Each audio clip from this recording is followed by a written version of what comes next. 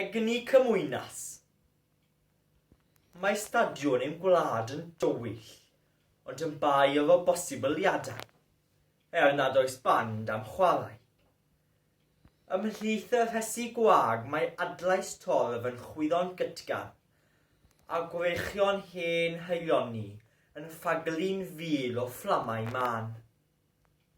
Peth felly yw egni cymwynas, y trydan cudd ym cwron gwlad, sy'n ôl ffisig, neu'n gwneud neges, sy'n rhannu sgwrs fel hosyn annisgwyl, sy'n gylch pan freichiwn ni'n gilydd o bell,